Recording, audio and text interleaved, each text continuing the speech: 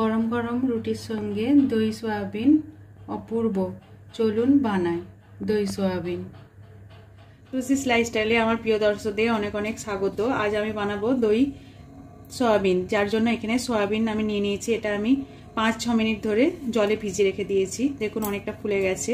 এবার এর মধ্যে আমি অল্প পরিমাণ নুন দিয়ে দেব। এবার সয়াবিনটা আমি জলের মধ্যে 5 মিনিট ধরে ভালোভাবে ফুটিয়ে নেব, দিয়ে একটু সিদ্ধ করে নেব। এবার সয়াবিনটা সিদ্ধ করে আমি ঠান্ডা করে নিয়েছি। এবার এর থেকে এইভাবে চিপে নিয়ে একটা পাত্রে আমি সয়াবিনগুলোকে তুলে নিলাম। সয়াবিনের মধ্যে আমি প্রথমে টক দই দিয়ে দেব।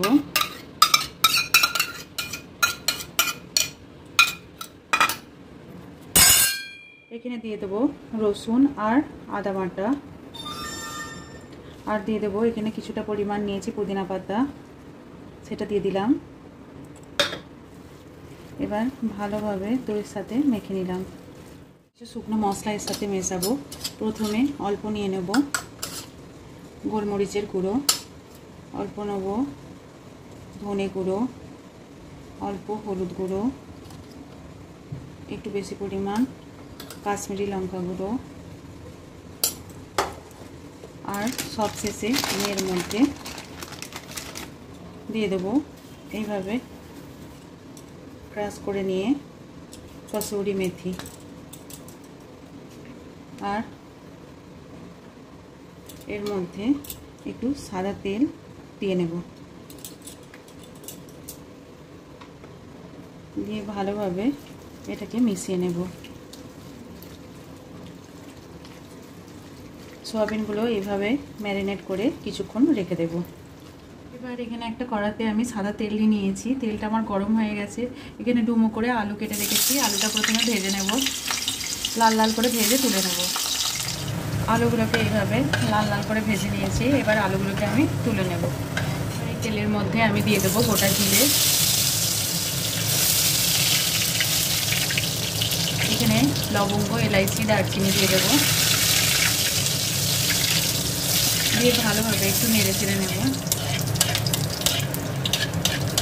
একটু লাল লাল হয়ে ভাজা হয়ে গেলে এর মধ্যে প্রথমে দিয়ে দেবো কুচানো পেঁয়াজ, তার সাথে কুচানো কাঁচা লঙ্কা।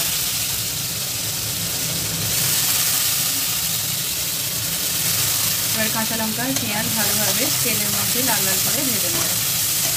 পেঁয়াজগুলো এইভাবে লাল লাল করে ভাজা হয়ে যাওয়ার পর এখানে আমি একটা টমেটো এইভাবে কুচিয়ে রেখেছি, এটা আমি দিয়ে দিলাম। এবার এটাকে ভালোভাবে নেড়ে চেড়ে একটু গলিয়ে নেব। এবার টমেটোটা এর সাথে স্ম্যাশ হয়ে গেলে আমি এই ম্যারিনেট করা সয়াবিনটা এর মধ্যে দিয়ে দেবো। দিয়ে ভালোভাবে একটু কষিয়ে নেব।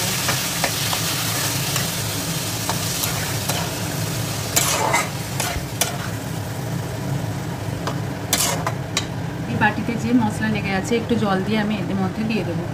এবার মশলা ধোয়া জলটা দেওয়ার পর এইভাবে একটু নেড়ে চেড়ে এবার এটাকে ধিমে আঁচে কষিয়ে নেব যতক্ষণ না এই থেকে তেলটা আলাদা হয়।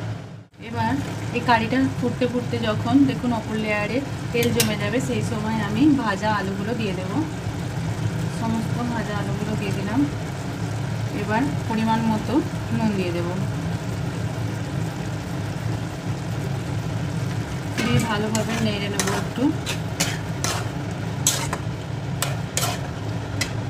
ভালোভাবে মিশিয়ে নেওয়ার পর আমি একটু পরিমাণ মতো জল দিয়ে দেব।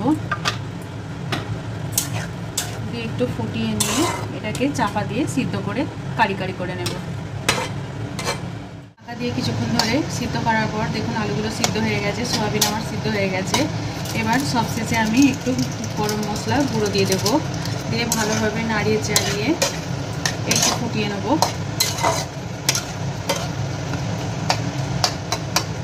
দিয়ে গ্যাসের ফ্লেমটাকে বন্ধ করে দেবো আর কিছুক্ষণ ঢাকা দিয়ে রেস্টিং টাইমের জন্য রেখে দেবো। দই সয়াবিন আমার একদম রেডি। আমি একটা পাত্রে পরিবেশন করে নিয়েছি। এটা খেতে অপূর্ব হয়। এরকম রেসিপি যদি আপনাদের ভালো লেগে থাকে আমার চ্যানেলটিকে সাবস্ক্রাইব করবেন, আমার ভিডিওগুলো শেয়ার করবেন। ধন্যবাদ।